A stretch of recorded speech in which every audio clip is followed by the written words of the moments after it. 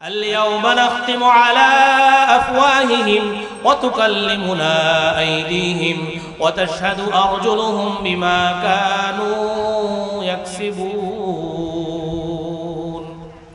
যেই হাত পা চোখ অঙ্গ প্রত্যঙ্গ যেগুলো আমি ব্যবহার করতেছি এগুলো সব আমার বিরুদ্ধে সাক্ষী দিবে। আল-ইয়াওমা নাখতিমু, আল্লাহ রাব্বুল আলামিন কাল কিয়ামতের দিন এই হাতকে কথা বলার শক্তি দান করবেন, চোখকে কথা বলার শক্তি দান করবে, মুখকে কথা বলার শক্তি দান করবে, অঙ্গ প্রত্যঙ্গকে সব কিছুর মুখ খুলে দিবেন আল্লাহ রাব্বুল আলামিন। কোনো কিছু অস্বীকার তুমি করতে পারবে না। আল্লাহ বলছেন আল-ইয়াওমা নাখতিমু আলা আফওয়াহিহিম ওয়া তুকাল্লিমুনা আইদিহিম ওয়া তাশহাদু আরজুলুহুম, তোমার পা তোমাকে সাক্ষী দিবে। তোমার যে পাও দিয়ে তুমি হাঁটে হেঁটে যেখানে গেছো, গুনার কাজে গেছো, বিসিআর দেখতে গেছো, জিনা করতে গেছো, এই পা তোমার বিরুদ্ধে সাক্ষী দিবে। যে চোখ দিয়ে তুমি খারাপ দেখছো, নাচ গান দেখছো, বেহায়াপনা দেখছো, এই চোখ তোমার বিরুদ্ধে সাক্ষী দিবে। তোমার কান তোমার বিরুদ্ধে সাক্ষী দিবে, তোমার হাত তোমার বিরুদ্ধে সাক্ষী দিবে। কোথায় যায়? যাওয়ার কোনো রাস্তা আছে? এরপর আল্লাহ রাব্বুল আলামিন সূরা হামিম সিজদার মধ্যে বলতেছেন ওয়াকালু লিজুলুদিহিম লিমা শাহিদতুম আলাইনা ক্বালু আনতাকানাল্লাহুল্লাযী আনতাকা কুল্লা শাই। কাল কিয়ামতের দিন রব্বুল আলামিন তোমার আমার বিরুদ্ধে রব্বুল আলামিনের নিকট এই চামড়াগুলো সাক্ষী দিবে। যে চামড়াগুলো দেখো তুমি আমি প্রতিদিন সাবান দিয়ে সোলা দিয়ে কত সুন্দর করে রাখতেছি শরীরকে, এই শরীর আমার বিরুদ্ধে সাক্ষী দিবে। আলহামদুলিমান কদ্দারা খায়রাও ওয়া খাবালা, আলহামদুলিমান কদ্দারা খায়রাও ওয়া খাবালা والشكر لمن صور حسنا وجمالا، والشكر لمن صور حسنا وجمالا فرد صمد عن صفة الخلق بريء رب عزلي خلق الخلق كمالا، رب عزلي خلق الخلق كمالا لا ضد ولا ند ولا حد لمولاه، لا ضد ولا ند ولا حد لمولاه الآن كما كان ولم يلق زوالا، الآن كما كان ولم يلق زوالا। মার্কাজুল কারিম ইসলামী রিসার্চ সেন্টার, শিলমন্দি মাদ্রাসা, মুন্সিগঞ্জ হাফেজ ছাত্রদের পাগড়ি উপলক্ষে আজকের ওয়াজ ও মাহফিল ও হালকায়ে জিকিরের প্রধান অতিথি নায়েবে আমিরুল মুজাহিদিন আলহাজ হযরত মাওলানা মুফতি সৈয়দ মোহাম্মদ ফয়জুল করিম দাওমাত বারকাতুহুম শায়েখে চরমোনাই। আজকের মাহফিলে প্রধান বক্তা আন্তর্জাতিক খ্যাতিসম্পন্ন মুফাসসিরে কোরআন খতিবুল উম্মাহ মাওলানা হাফিজুর রহমান সিদ্দিকী কুয়াকাটা, বিশেষ বক্তা মুফতি রেজাউল করিম আবরার হাফিজাহুল্লাহ, এছাড়াও অন্যান্য ওলামায়ে কেরাম তাশরিফ আনবেন। সর্বপ্রথম আমি রব্বুল আলামিনের নিকট আমরা শুকরিয়া আদায় করি যে মহান রব্বুল আলামিন আমাদেরকে দুনিয়ার সমস্ত ফিতনা ফাসাদ থেকে হেফাজত করে দুনিয়ার মধ্যে সবচেয়ে দামি জায়গা জান্নাতের বাগান, কোরআন হাদিসের যেখানে হবে কোরআন হাদিসের আলোচনা যে মজলিসে হয় ওই মজলিসটা হলো জান্নাতের বাগান। ওলামায়ে কেরামের মজলিস, জাকিরিন শাকিরিনদের মজলিসে আল্লাহ রাব্বুল আলামিন আমাদেরকে দুনিয়ার সমস্ত ঝামেলা থেকে ফারেক করে এই বাগানে আসার তৌফিক দান করলেন। দিন থেকে শুকরিয়া তান বলি আলহামদুলিল্লাহ। সম্মানিত হাজিরিন, আমরা জানি বর্তমান জিলকদ মাস চলতেছে, এরপরে জিলহজ মাস শুরু হবে, হজের মাস। কিসের মাস? হজের মাস। আর অল্প কিছু দিন বাকি আছে। তো সারা বিশ্বের থেকে মুসলমানরা যাদের উপর আল্লাহ রাব্বুল আলামিন পবিত্র হজকে ফরজ করেছেন, তারা পবিত্র মক্কা মদিনায় হজ করার জন্য অনেকেই চলে গেছেন, অনেকেই রাস্তায় আছেন, অনেকে যাবেন। তো হজ কাদের জন্য ফরজ? কাদের জন্য আল্লাহ রাব্বুল আলামিন হজকে ফরজ করলেন? কারা হজ করবে? হজ হলো, হজ শাব্দিক অর্থ হলো ইচ্ছা করা, এরাদা করা। আর পরিভাষায় হজ বলা হয় নির্দিষ্ট স্থানে নির্দিষ্ট মাসে ইসলাম ও শরীয়তের কিছু বিধিবিধান আহকামকে মানার নাম হজ। নামাজ রোজা এরকম ভাবে সকলের উপর ফরজ, কিন্তু হজ সবার উপর ফরজ নয়। রব্বুল আলামিন যাদেরকে সমর্থন দিছে, পবিত্র বাইতুল্লাহ যাওয়ার মতন তৌফিক দান করছেন, আসা যাওয়ার খরচ, এবং সে যতদিন পর্যন্ত ওখানে সে অবস্থান করবে তার পরিবারে থাকার যে পরিমাণ টাকার প্রয়োজন, এই পরিমাণ টাকা যেই মুসলমানের নিকট আছে, চাই পুরুষ হোক অথবা নারী হোক, ওই ব্যক্তির উপর আল্লাহ রাব্বুল আলামিন পবিত্র হজকে ফরজ করেছেন। তো আল্লাহ রাব্বুল আলামিন সূরা আলে ইমরানের ৯৭ নম্বর আয়াতের মধ্যে আল্লাহ রাব্বুল আলামিন হজের ফরজের কথা উল্লেখ করেছেন। ওয়ালিল্লাহি আলান নাসি হিজ্জুল বাইতি মান ইসতাতাআ ইলাইহি সাবিলা ওয়া মান কাফারা ফাইন্নাল্লাহা গনিয়্যুন আনিল আলামিন। আমি রব্বুল আলামিন ওই সমস্ত মানুষের উপর হজ ফরজ করছি যে ব্যক্তি পবিত্র বাইতুল্লাহ যাওয়ার সমর্থন রাখে, বাইতুল্লাহ যাইতে পারে, যার রাস্তা নিরাপদ, সুস্থ শরীর, সে মুসলমান বালেগ পুরুষ হোক অথবা নারী হোক, যে ব্যক্তি বাইতুল্লাহ যাওয়ার মতন সমর্থন রাখে, আমি রব্বুল আলামিন তার জন্য পবিত্র হজকে ফরজ করেছি। ওমান কাফারা ফাইন্নাল্লাহা, কোন ব্যক্তি যদি এই হজকে যদি অস্বীকার করে, ফাইন্নাল্লাহা, সে অবশ্যই জেনে রাখুক যে আল্লাহ রাব্বুল আলামিন সমস্ত কিছু থেকে বেনিয়াস। ওমান কাফারা ফাইন্নাল্লাহা গনিয়্যুন আনিল আলামিন, আল্লাহ ধনী, সব কিছু থেকে আল্লাহ বেনিয়াস।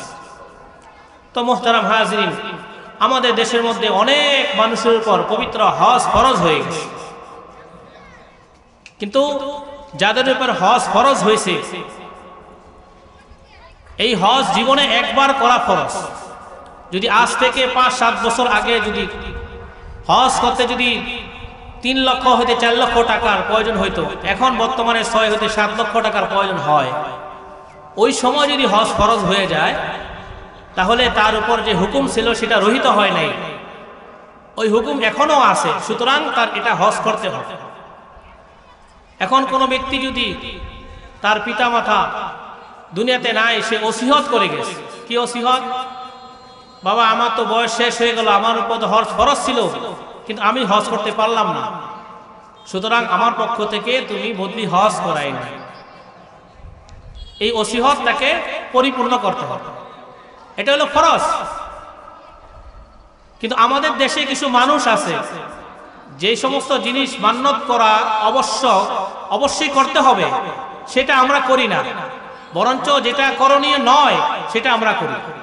কোনো ব্যক্তি যদি মারা গেছে অসুস্থ অবস্থায়, সে ১ সপ্তাহ ১ মাস নামাজ পড়তে পারে নাই, তার জন্য এই নামাজের কাফারা দিতে হবে।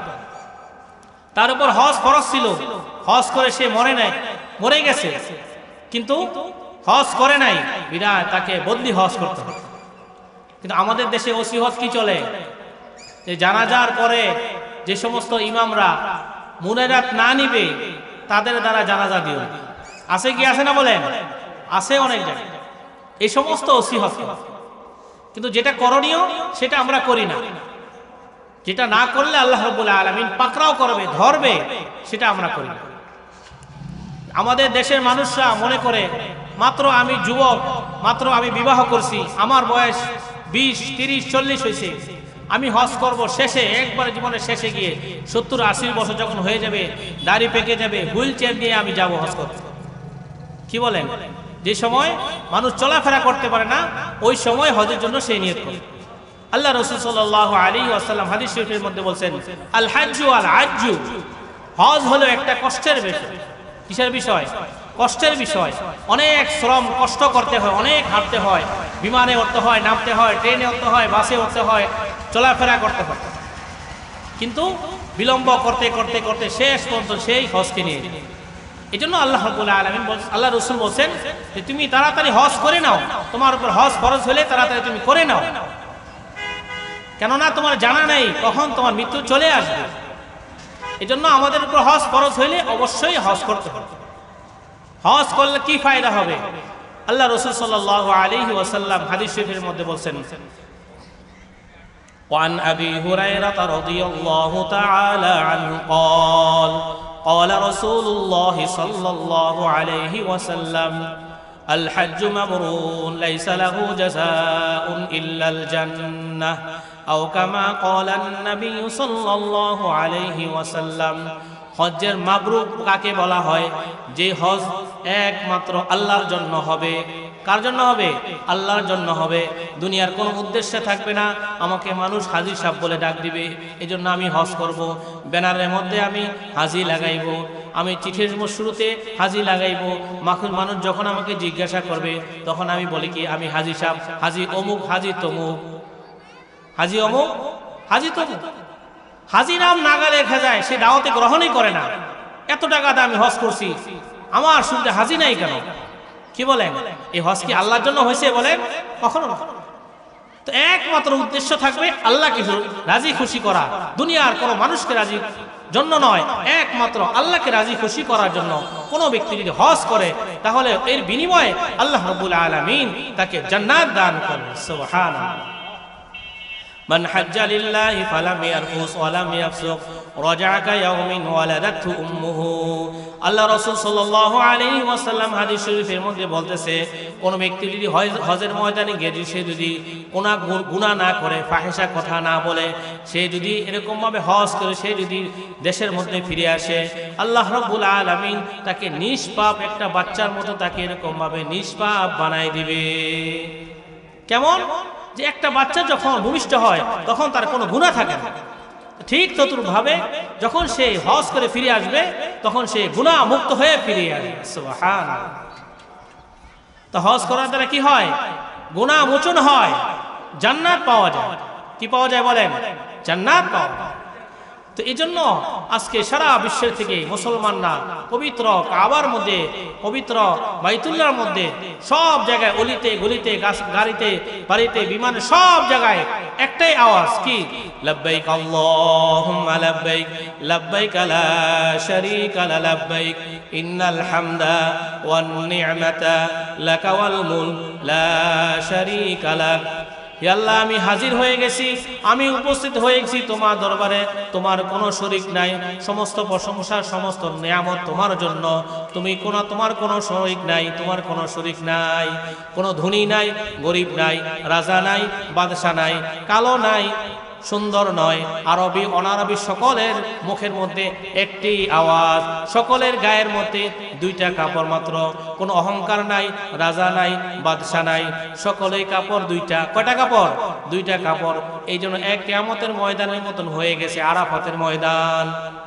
কোনো অহংকার অমিকা নাই, সব হাদিস আপনার একই বাক্য, লাব্বাইক আল্লাহুম্মা লাব্বাইক। তো এই জন্য হজ এটা আল্লাহ রাব্বুল আলামিনের বিধান, এটার জন্য আমাদেরকে হজ করতে হবে। তা আমরা কি মনে করি যে হজ করার দ্বারা মনে হয় আমরা গরিব হয়ে যাব। কি হয়ে যাব? গরিব হয়ে যাব। হয় না বলেন? শয়তান আমাদের ধোঁকা দেয় যে আমি এত টাকার মালিক, আমি যদি এখন হজ করি 7 লক্ষ টাকা 8 লক্ষ টাকা আমার থেকে কমে যাবে, আমি যদি উমরা করি 1-2 লক্ষ টাকা লাগবে, এই টাকাটা কমে গেল। কিন্তু আল্লাহ রাসূল সাল্লাল্লাহু আলাইহি ওয়াসাল্লাম হাদিস শরীফের মধ্যে বলতেছেন, তাবিউ বাইনাল হজ্জি ওয়াল উমরাতি ফাইন্নাহুমা ইয়ানতাফিআনিল ফাকরি ওয়াজ যুনুব। তোমরা একের পর এক হজ এবং উমরা করতে থাকো। হজ এবং উমরা করার দ্বারা কি ফায়দা হবে? যে আল্লাহ রাব্বুল আলামিন তোমার গুনাহগুলোকে মাফ করে দিবেন এবং তোমার দিলের মধ্যে যে সন্দেহ তুমি গরিব হয়ে যাবে, আল্লাহ বলতেছেন না না না, আল্লাহ রাসূল বলেন আমি তোমাকে ধনী বানাইয়া দিব। সুবহানাল্লাহ। খোঁজ খবর নিয়ে দেখেন, যারা হজ করতেছে, উমরা করতেছে, তারা কখনো গরিব হয় না, বরঞ্চ তারা ধনী হয়। কি হয় বলেন? ধনী হইতেছে। সুতরাং আমাদের দিলের মধ্যে কি চিন্তা? সারা জীবন কাবার দিকে ফিরে নামাজ পড়লাম, কাবা কি দেখতে মন চায় না? যার উপর দুরূদ পড়তেছি তার রোজা কি আমাদের যেতে মন চায় না? কি বলেন ভাই?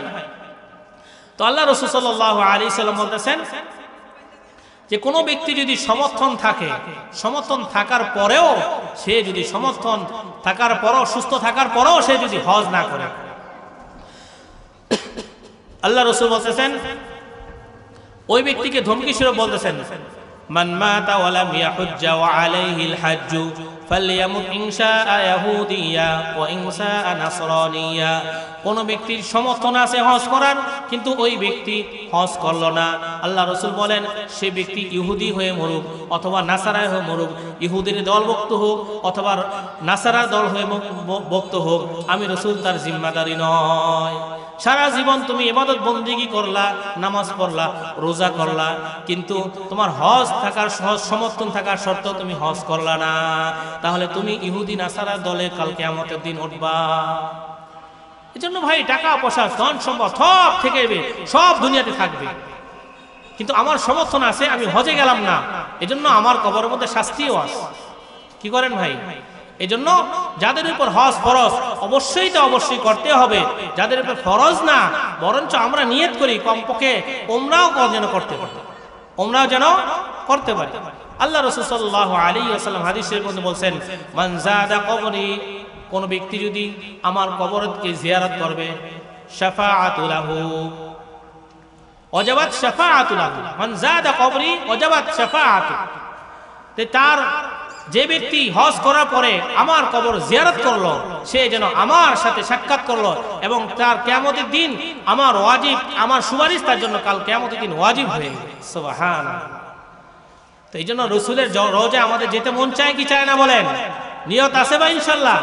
আল্লাহ আমাদের সকলকে জীবনে একবার হইলো হজ করার তৌফিক দান করুক, না হলে কমপক্ষে যেন উমরা করতে পারি, এটার জন্য যেন আল্লাহ আমাদের কবুল করেন, বলে আমিন।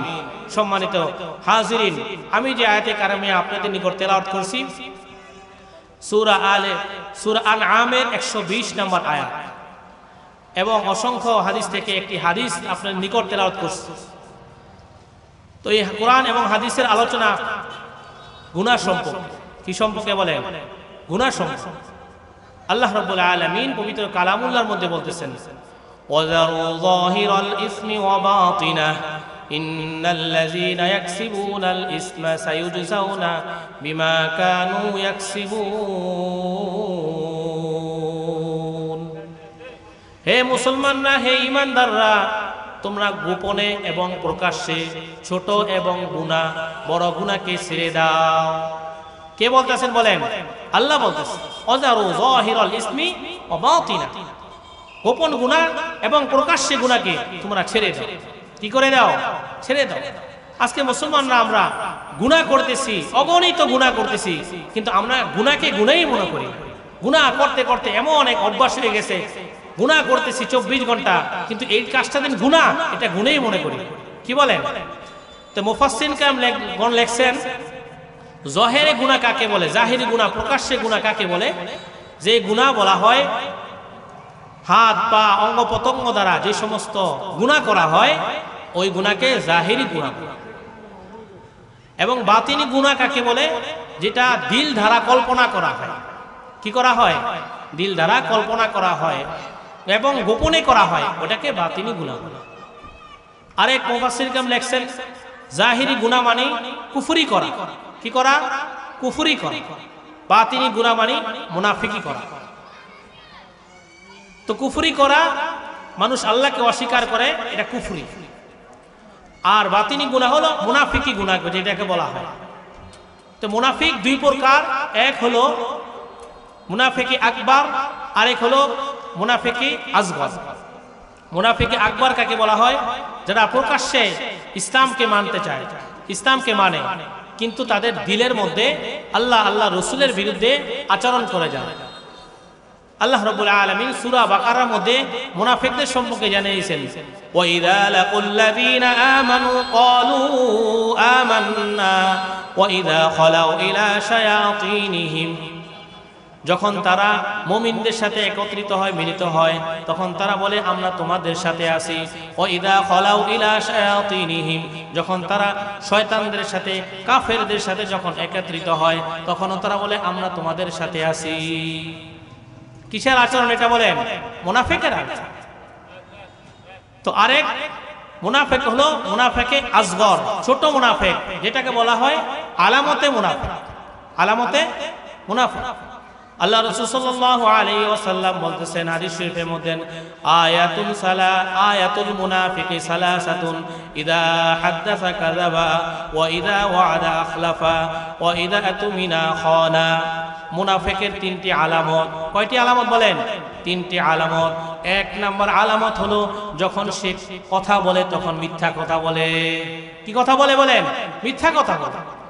আমরা অনেক মুসলমান কথা বলি, অগণিত মিথ্যা কথা বলতেছি। এই কথা যদি মিথ্যা, কবিরা গুনাহ হবে, সেটা আমরা মনেই করি না যে এটা কবিরা গুনাহ। কি বলেন ভাই? হ্যাঁ, অগণিত মিথ্যা বলতেছে। তো আল্লাহ বলতেছেন, ইয়া আইয়ুহাল্লাযীনা আমানুত্তাকুল্লাহ ওয়া কুনু মা'আস সাদিকিন।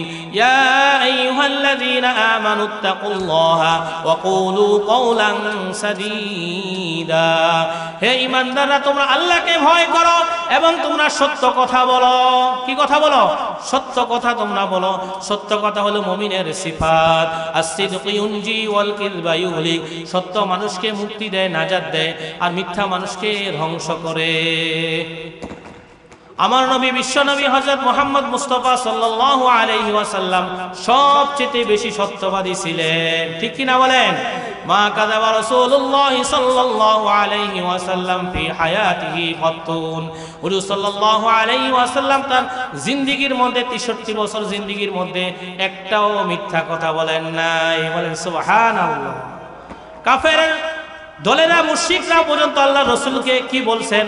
আল আলামিন। কি বলছেন বলেন? আলামিন। সবচেয়ে বেশি সত্যবাদী আমার নবী, সবচেয়ে বেশি সত্যবাদী ছিলেন। তো আল্লাহ রাসূল জীবনেও কখনো মিথ্যা কথা বলেন। এরপরে সাহাবা আজমাইন তারা কখনো মিথ্যা কথা বলেন না। সিদ্দিক আকবর হযরত আবু বকর সিদ্দিক উপাধি কেন লাগাইছেন? তিনি অনেক সত্যবাদী ছিলেন। তারা ছিল সাহাবা আজমাইন, তারা সবচেয়ে বেশি সত্য কথা বলছেন। এরপরে আল্লাহ রাসূল বলেন, ওয়াইদা ওয়াদা আখলাফা। যখন সে ওয়াদা করে, কি করে? ওয়াদার খেলাফ করে। যে বলছে আমি এই কাজটা করব, একদিন, 2 দিন, 3 দিন, সপ্তাহ চলে যায়, মাস চলে যায়, তো দেখা যায় তাকে আর ওই ওয়াদা অনুযায়ী সেই কাজ করে। ভাই আমি কালকে করতেছি কাজটা, দেখা যায় 2 দিন 3 দিন চলে যায়, সেই কাজ করে না। আছে কি আছে না বলেন? অনেক মানুষ আছে, ওয়াদা ঠিক নাই। এরপরে ওয়াইদা তুমি না হও না। যখন তার কাছে কোনো কিছু আমানত রাখা হয়, তখন সে আমানত ঠিক রাখে না। আপনি একটা মানুষের কাছে 1 লক্ষ টাকা আমানত দিচ্ছেন, যে ব্যক্তি গ্রহণ করছে তার নিয়ম হলো যেই টাকা দিচ্ছেন সেই টাকাই আপনি ফেরত দেবেন। কিন্তু যার কাছে আমানত রাখা হয়েছে, সেই দেখা যায় ওই টাকা ভেঙে খরচ করে বিভিন্ন জায়গায়, আবার সেই দেখা যায় সেটা খরচ করার পর যখন আপনি চাইছেন তখন সে দিতে পারে না। তো আমানতে সে খেয়ানত করছে। কি করছে বলেন? খেয়ানত করছে। অন্য এক হাদিসে বলছেন, ওয়াইদা খসামা ফাজারা। যখন সে মানুষের সাথে ঝগড়া করে তখন সে গালিগালাজ করে। কি করে বলেন? গালিগালাজ করে। আছে কি আছে না আমাদের মধ্যে? অনেক মানুষ আছে, দিনের পথে চলে, সে দেখা যায় লম্বা জামা আছে, দাড়ি আছে, পাগড়ি আছে, কিন্তু তার মুখের ভাষা ভালো না। কি ভালো না বলেন? মুখের ভাষা ভালো না, মানুষকে গালিগালাজ করে, ওলামায়ে কেরামকে কষ্ট দেয়, মানুষকে কষ্ট দেয়, তার ব্যবহার অনেক কষ্ট, অনেক খারাপ। তো এই জন্য মুনাফিকের এই 4টি আলামত। কয়টি আলামত বলেন? 4টি আলামত। তো এগুলো হলো বাতিনি। কি আমল? বাতিনি আমল। তো আল্লাহ বলতেছেন, ওয়াদারু যাহিরাল ইসমি ওয়া বাতিনা ইন্নাল্লাযীনা ইয়াকসিবুনাল ইসমা সায়ুজজাউনা বিমা কানু ইয়াকসিবুন। হে মুসলমানরা, তোমরা গোপনে গুনাহ এবং প্রকাশ্যে গুনাহ তোমরা ছেড়ে দাও। দুনিয়ার মধ্যে যদি তোমরা গুনার মধ্যে যদি উপভোগ করো, তবে অবশ্যই আমি রব্বুল আলামিন কাল কিয়ামতের দিন এই জাযা, এর প্রতিদান, এই শাস্তি তোমরা পেয়ে যাবা। কে বলতেছেন? আল্লাহ বলতেছেন। মুহতারাম হাজিরিন, আজকে আমরা গুনাহকে গুনাহই মনে করি না।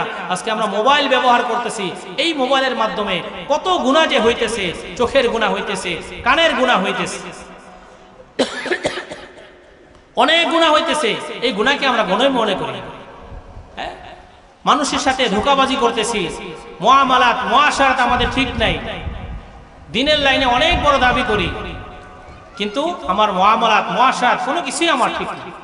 আমি তাকবীরুল্লাহর সাথে নামাজ পড়তেছি, তাহাজ্জুদ নামাজ পড়তেছি, হজ করতেছি, যাকাত দিতেছি, সব কিছু আমার ঠিক আছে, কিন্তু আমি গুনার কাজ করতে পারতেছি। গুনাহ হলো এমন এক জিনিস যেটা আল্লাহর সাথে মিলানোর জন্য রশি দিয়ে যেরকম মানুষকে বেঁধে রাখে যাতে করে সে সামনে আগাইতে না পারে, ঠিক ততরূপভাবে সে আল্লাহর সাথে মিলতে পারবে না যতক্ষণ পর্যন্ত সে গুনাহ না ছাড়ে। কি ছাড়বে? গুনাহ না ছাড়বে তখন পর্যন্ত সে কখনো আল্লাহর সাথে মিলিত হবে, বাধা স্বরূপ তার জন্য। এই জন্য তুমি যদি নেকের আমল নাও করতে পারো, কমপক্ষে তুমি গুনাহ ছেড়ে দাও। কি ছেড়ে দাও? গুনাহ ছেড়ে দাও। এক কোটি নফল নামাজ, নফল ইবাদত চেয়ে একটা গুনাহ ছাড়াও উত্তম। কেননা রব্বুল আলামিন নফল নামাজের জন্য কখনো তোমাকে পাকড়াও করবে না, কিন্তু একটা যদি কবিরা গুনাহ তুমি করো তাহলে ৭০০০ বছর তোমাকে জাহান্নামের আগুনে জ্বলতে হবে। বলেন নাউজুবিল্লাহ। মুহতারাম হাজিরিন, কত গুনাহ আমরা করতেছি, গুনাহই মনে করি না। কবিরা গুনাহ এমন এক গুনাহ যে একটা গুনাহই মানুষকে জাহান্নামে নিয়ে যাওয়ার জন্য যথেষ্ট, কিন্তু আল্লাহ যাকে মাফ করেন, আল্লাহ যাকে ক্ষমা করেন, দয়া করেন। মুহতারাম হাজিরিন, সকাল থেকে সন্ধ্যা পর্যন্ত, রাত্র পর্যন্ত আমরা একটু ফিকির করি, চিন্তা করি যে আমি আজকে কতটা গুনাহ করছি, আমার ধারা কত গুনাহ হয়েছে। আমার স্ত্রী বেগানায় চলতেছে, মানুষের সামনে দেখা করতেছে, যেসব মানুষের সাথে দেখা দেওয়া সাক্ষাৎ করা জায়েজ নাই তার সাথে দেখা করতেছে। আমার স্ত্রী, আমার বোন বেপরদায় মোবাইলে ছবি উঠায়, সেটা আমি পোস্ট করতেছি, হাজার হাজার লক্ষ লক্ষ মানুষ দেখতেছে। কবিরা গুনাহ হইতেছে। এটা কি গুনাহ মনে করি? কি বলেন ভাই? মানুষের গীবত করতেছি, অহংকার করতেছি, লোভ করতেছি, হুব্বে হুব্বে মাল, এই যে বাতিনি গুনাহ এগুলো আমাদের দ্বারা হইতেছে প্রতিদিন, কিন্তু এটাকে আমরা গুনাহই মনে করি না। চার দোকানে বসে অগণিত মিথ্যা কথা বলতেছি, গীবত করতেছি, শিকায়াত করতেছি, মানুষের বিরুদ্ধে অপপ্রচার করতেছি, অপবাদ দিতেছি মানুষকে, যে কাজটা সে করে নাই সেই কথা বলতেছি। তো এগুলো সব কবিরা গুনাহ হইতেছে। কি হইতেছে বলেন? কবিরা গুনাহ করতেছি। মানুষের খিতাবি বলতেছি, একটা মানুষ মোটা তাকে মোটা বলতেছি, এটা কবিরা গুনাহ। একটা মানুষ অন্ধ তাকে অন্ধ বলে ডাকা, এটাও কবিরা গুনাহ। তো এরকম অগণিত গুনাহ আমরা প্রতিনিয়ত মুহতারাম হাজিরিন করতেছি, কিন্তু এগুলো আমাদের গুনাহই মনে হইতেছে না। অন্যের মাল ঠকায় খেতেছি, মানুষের জমিন আত্মসাৎ করতেছি। আজকে আমি নেশাগ্রস্ত হয়ে গেছি, নেশা করতেছি, মদ পান করতেছি, এগুলো হলো সব কবিরা গুনাহ। কি গুনাহ বলেন? কবিরা গুনাহ। তো এই গুনাহকে, গুনাহ যখন সে মনে না করবে তখন সে গুনাহ থেকে কিভাবে বাঁচবে? গুনাহ করার পর গুনাহকে সে যদি মনে করে, তখন সে মনে করবে যে আমার তওবা করা দরকার, আমার ইস্তেগফার করা দরকার, আমার মাফ চাওয়া দরকার আল্লাহর কাছে। সে যদি যখন গুনাহই মনে না করবে তখন সে কিভাবে আল্লাহর কাছে তওবা? মুহতারাম হাজিরিন, এজন্য গুনাহ মানুষের দ্বারা হতে পারে, মানুষের দ্বারা হয় গুনাহ, কিন্তু এটা আমার মনে রাখতে হবে, গুনাহের উপর কখনো ইস্তেকামাত থাকা যাবে না। গুনাহকে গুনাহ মনে করতে হবে, আল্লাহর কাছে তওবা করতে হবে, ইস্তেগফার করতে হবে। এক বুজুর্গের কাছে এক যুবক গিয়া বলছে যে আমি যুবক মানুষ, আমার চোখকে আমি হেফাজত করতে পারি না, আমার নজর ঠিক থাকে না, এই বয়সের মধ্যে আমি কিভাবে আমার নজর ঠিক রাখব? তো আল্লাহ বলতেছে তোমাকে আমি একটা কাজ দিব, তুমি এই কাজটা করতে পারবা? হ্যাঁ, অবশ্যই আমি করতে পারবো। এই বাজারের ওই প্রান্তে একজন আল্লাহওয়ালা আছে, আমি তোমাকে এক গ্লাস দুধ দিব, এই দুধটা তুমি নিয়ে ওই আল্লাহর ওয়ালার দরবারে তুমি যাবা। খবরদার, এক ফোঁটা দুধ যদি পড়ে তাহলে তোমাকে বাজারের মধ্যে সবার সামনে প্রকাশ্যে তোমাকে জুতা পিটানো করা হবে। তো ওই যুবক সে হিম্মত করে, সাহস করে ওই দুধের গ্লাস নিয়ে সে রওনা করছে, খুব সতর্কভাবে যাইতেছে যাতে করে এক ফোঁটা দুধ যেন নিচে না পড়ে, তাহলে হাজার হাজার লক্ষ লক্ষ মানুষের সামনে আমাকে জুতা পিটা করা হবে, কেউ লজ্জার একটা বিষয়। তো সেরকম ভাবে খুব ধীরস্থির ভাবে নজর ঠিক রেখে সে এই দুধ সে ওই আল্লাহওয়ালার দরবারে পৌঁছে গেছে। তো বলতেছে যে আপনি যে শর্ত দিছিলেন এই শর্ত আমি পূরণ করছি। তুমি কিভাবে পূরণ করলা?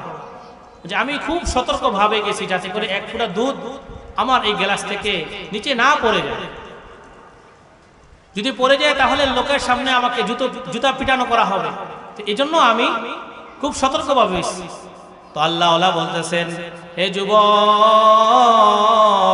তুমি আজকে বেইজ্জতি হবা দুনিয়ার মধ্যে, মানুষের সামনে তুমি আজকে জুতা পিটা খাবা, এই ভয়ে তুমি খুব সতর্কভাবে ওই আল্লাহওয়ালা দরবারে তুমি দুধটা নিয়ে গেছো।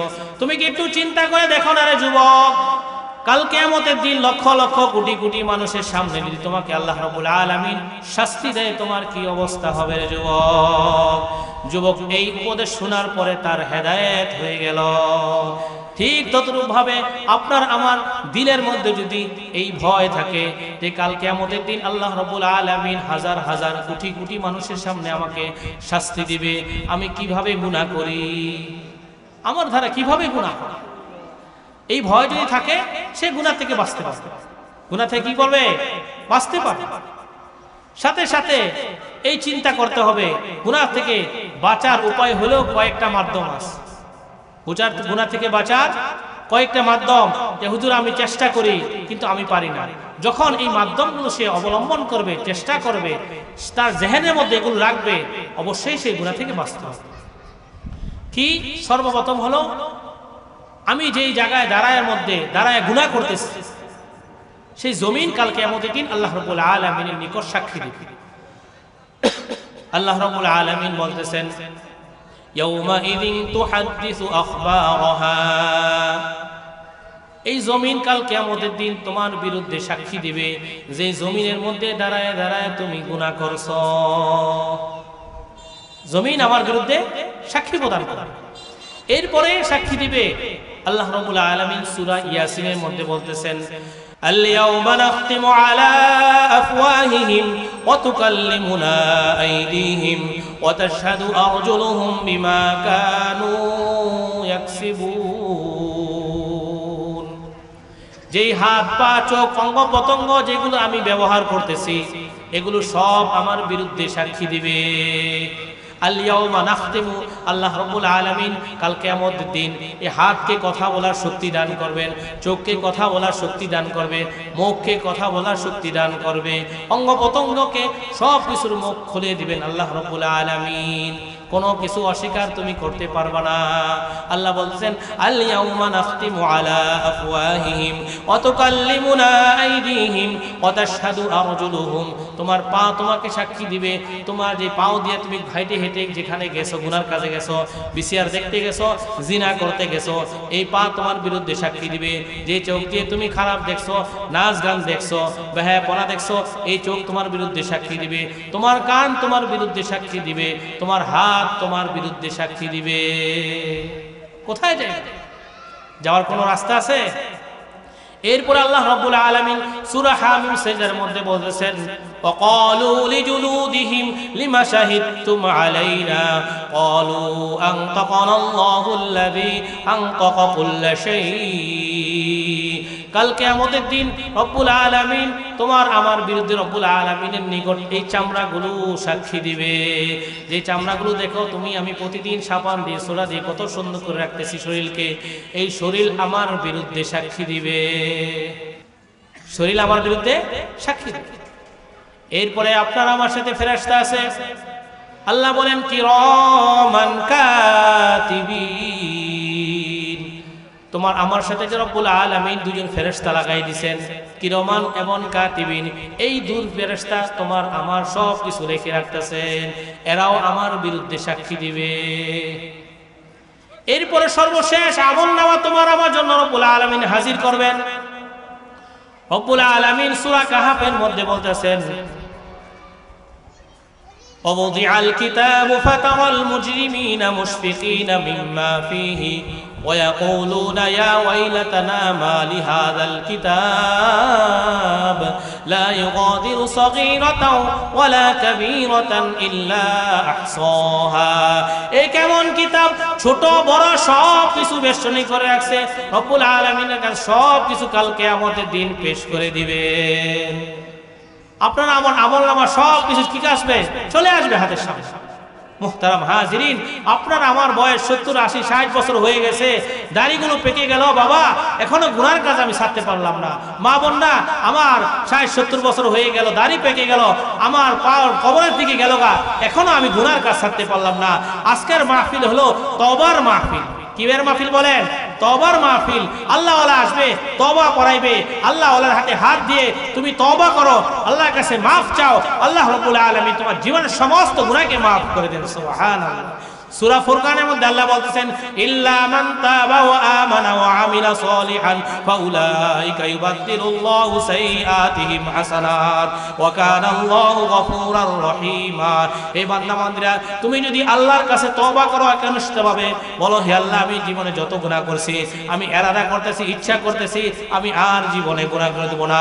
আল্লাহ রাব্বুল আলামিন ওয়াদা করতেছেন, আমি তোমাদের জীবনের সমস্ত গুনাহগুলোকে নেক ধারা পরিবর্তন করে দেব। সুবহানাল্লাহ। ফাউলাইকা ইউবাদদিলুল্লাহু সাইয়্যাতিহিম হাসানাত ওয়া কানা আল্লাহু গফুরার রহিমা। আল্লাহ বলতেছেন, আমি রব্বুল আলামিন ক্ষমাশীল এবং দয়াশীল। বান্দা-বান্দী, তুই যদি আমার সাথে যদি ওয়াদা কর, যদি তওবার মতো তওবা করতে পারো, আমি রব্বুল আলামিন তোর জীবনের সমস্ত গুনাহগুলো মাফ করে দেব। ইয়া আইয়ুহাল্লাযীনা আমানু তুবু ইলাল্লাহ তাওবাতান নাসুহা। হে ঈমানদাররা, মুমিনরা, আল্লাহর গোলাম, তুমি আল্লাহর কাছে তওবাতুন নাসুহা করো, একনিষ্ঠভাবে তুমি আল্লাহর কাছে বলো, তওবা করার মতো তওবা করো, আল্লাহ রাব্বুল আলামিন তোমার জীবনের সমস্ত গুনাহগুলি মাফ করে দিবেন। বান্দা বান্দি যখন তওবা করার মতন তওবা করে, আল্লাহ রাব্বুল আলামিন খুশি হয়ে যায়। কি খুশি হয়ে যায়? আল্লাহ খুশি হয়ে যায়। হাদিস শরীফের মধ্যে আসছে, রাখালের যখন তার গরু ছাগল হারিয়ে যায়, সে এরকম ভাবে ঘুরতে ঘুরতে দেখা যায় পায় না, হঠাৎ করে এক জায়গায় সংবাদ পায় যে ওই জায়গায় তোমার গরু পাওয়া গেছে, তো রাখাল কেমন খুশি হয়? তো ঠিক তদ্রূপ ভাবে বান্দাবান্দি যখন আল্লাহর কাছে তওবা করে, গুনাহ করার পরে, আল্লাহ রাব্বুল আলামিন এর চেয়ে বেশি খুশি হয়ে যায়। সুবহানাল্লাহ। আল্লাহ রাসূল সাল্লাল্লাহু আলাইহি ওয়াসাল্লাম বলতেছেন, আত-তাইবু মিনাজ যামবি কামান লা যামবা লাহু। গুনাহ থেকে তওবাকারী, মাফকারী ওই ব্যক্তির মতো, যে ব্যক্তি গুনার কাছে তওবা করলো, মাফ চাইলো, সে কেমন জানি একবার নিষ্পাপ হয়ে গেল। সুবহানাল্লাহ। তার কোনো গুনাহই থাকলো না। কি থাকলো না বলেন? গুনাহই থাকলো না। তো আয়াত হাদিসের মধ্যে আল্লাহ রাসূল বলেন, আত-তাইবু হাবিবুল্লাহ। তওবাকারী, গুনাহ থেকে তওবাকারী হলো সে আল্লাহর হাবিব, আল্লাহর প্রিয় হয়ে গেল। সুবহানাল্লাহ। এজন্য মুহতারাম হাজিরিন, এই গুনাহ মুক্ত আমাদের জিন্দেগি করতে হবে, গুনাহ মুক্ত জিন্দেগি করতে হবে। সব জায়গায় গুনাহ আর গুনাহ, যেখানে যায় সেখানে গুনাহ আর গুনাহ। আজকে আমরা বিবাহ শাদী করতেছি, গুনাহ আর গুনাহ হইতেছে, তেলার অনুষ্ঠান করতেছি, সব জায়গায় গুনার মজমা আর গুনার মজমা হইতেছে। মুহতারাম হাজিরিন, এই গুনাহ থেকে আমাদেরকে বাঁচতে হবে, গুনাহ থেকে বাঁচতে হবে। গুনাহ করার দ্বারা আল্লাহ রাব্বুল আলামিন নারাজ হয়ে যায়, অসন্তুষ্ট হয়ে যায়। গুনাহ করার দ্বারা দিল শক্ত হয়ে যায়, দিল মরে যায়। কি হয়ে যায়? দিল মরে যায়। গুনাহ করার দ্বারা রিজিক কমে যায়। কি কমে যায়? রিজিক কমে যায়। গুনাহ করার দ্বারা সম্পত্তি ধ্বংস হয়ে যায়। গুনাহ করার দ্বারা ফেরেশতারা তাদের জন্য দোয়া করেন, আল্লাহ রাসূল তাদের উপর লানত করছেন গুনাহকারীর জন্য। তো এই জন্য ভাই, গুনাহ মানুষের দ্বারা হইতে পারে, কিন্তু গুনাহ থেকে তওবা করতে আমাদের অবশ্যই হবে। হযরত হাসান রাহমাতুল্লাহি আলাইহি, সে একজন বুজুর্গ ছিলেন। এক ব্যক্তি বলতেছেন যে, আল্লাহর ওলি, আমাদের দেশের মধ্যে বৃষ্টি হইতেছে না, কি করণীয়? তো আল্লাহ ওয়ালা বলতেছেন, তুমি আল্লাহর কাছে ইস্তেগফার কি করো? ইস্তেগফার করো। ইস্তেগফার করার দ্বারা কি হবে বলেন? বৃষ্টি শুরু হবে। তো বলতেছে, আমি অনেক গুনাহ করছি, ইস্তেগফার করো। আল্লাহ সূরা নূহের মধ্যে বলতেছেন, ফাকুল তুস্তাগফিরু রাব্বাকুম ইন্নাহু কানা গফফারা। তুমি আল্লাহর কাছে তওবা করো, আল্লাহ তোমার গুনাহকে মাফ করে দিবে। বৃষ্টি হইতেছে না, তুমি আল্লাহর কাছে তওবা করো, আল্লাহ বৃষ্টি অবতীর্ণ করবে। তোমার সন্তান হইতেছে না, তুমি আল্লাহর কাছে ইস্তেগফার করো, আল্লাহ তোমাকে সন্তান দান করবে। তোমার ব্যবসা বাণিজ্যের মধ্যে বাড়তেছে না, মাল বাড়তেছে না, বরকত হইতেছে না, তুমি ইস্তেগফার করো, আল্লাহ তোমাকে মালকে বাড়ায় দিবে, তোমার সন্তানের মধ্যে বরকত দিবে, মালের মধ্যে বরকত দিবে, সব জায়গার মধ্যে রব্বুল আলামিন তোমাদেরকে বরকত দান করবেন। সুবহানাল্লাহ। আল্লাহ রাসূল সাল্লাল্লাহু আলাইহি ওয়াসাল্লাম প্রতিদিন 70 বার তওবা করছেন। কয়বার বলেন? 70 বার ইস্তেগফার করছেন। আমরা কয়বার করি বলেন? আমরা কয়বার করি ভাই বলেন? এজন্য প্রতি নামাজের পর আমাদের শিক্ষা দিয়েছেন যে 3 বার ইস্তেগফার করো, আস্তাগফিরুল্লাহ আস্তাগফিরুল্লাহ আস্তাগফিরুল্লাহ। হে আল্লাহ, যেভাবে নামাজ পড়ার কথা ছিল আমি নামাজ পড়তে পারি নাই, আমি তোমার কাছে ক্ষমা চাইতেছি। যখন তুমি ওযু করো, হাদিস শরীফের মধ্যে আছে ওযু করার দ্বারা তোমার গুনাহকে আল্লাহ maaf করে দেন। হাতের গুনাহ maaf হয়ে যায় যখন আমি হাত ধৌত করি, মুখের গুনাহ maaf হয়ে যায় যখন আমি মুখ ধৌত করি, পায়ের গুনাহ maaf হয় যখন আমি পায়ে দিয়ে এরকম ভাবে ধৌত করি। এবং আল্লাহ রাসূল এই দোয়াও শিক্ষা দিয়েছেন, যখন তুমি ওযু করবা, ওযুর মাঝে মাঝে তুমি এই দোয়া পাঠ করবা, আল্লাহুম্মা গফিরলি যামবি ওয়া ওয়াসসি'লি ফি দারি ওয়া বারিক লি ফি রিজকি। কত সুন্দর দোয়া! হে আল্লাহ, আপনি আমাকে maaf করেন, ওয়াসসি'লি ফি দারি, আমার ঘরের মধ্যে আপনি বরকত দান করেন, ওয়াসসি'লি ফি দারি, আমার ঘরকে প্রশস্ত করে দেন, ওয়া বারিক লি ফি রিজকি, এবং আমার রিজিককে আপনি প্রশস্ত করে দেন, রিজিককে বাড়ায় দেন, বরকত দান করেন। এবং যখন তুমি ওযু শেষ হবে তখন তুমি এই দোয়া পাঠ করো, সুবহানাকাল্লাহুম্মা ওয়া বিহামদিকা আস্তাগফিরুকা আশহাদু আল্লা ইলাহা আনতা আস্তাগফিরুকা ওয়া আতুবু ইলাইক। তো ওযু শেষেও তুমি ইস্তেগফার করো। তো সব জায়গায় ইস্তেগফার আছে। তো এইজন্য আমরা মসজিদে আসতেছি, যাইতেছি, হাতের মধ্যে তাসবিহ নিয়ে ইস্তেগফার করতে পারি না ভাই? ইনশাআল্লাহ ভাই, কম পক্ষে সকালে 100 বার, বিকালে 100 বার ইস্তেগফার করব। ইস্তেগফার করার দ্বারা গুনাহ maaf হবে, বরকত হবে, হায়াতের মধ্যে বরকত হবে, সব দিক দিয়ে বরকত হবে। এজন্য আমরা বেশি বেশি তওবা করব। আজকে আল্লাহ ওয়ালা আসতেছে, তার কাছে তওবা করে আমরা সামনে থেকে প্রতিজ্ঞা করব ইনশাআল্লাহ সামনে থেকে আর গুনাহ করব না। আল্লাহ রাব্বুল আলামিন আমাদের সকলকে এই কথাগুলোর উপর বুঝে আমল করার তৌফিক দান করুক। ওয়া আখির দাওয়ানা আনিল হামদুলিল্লাহি রাব্বিল আলামিন।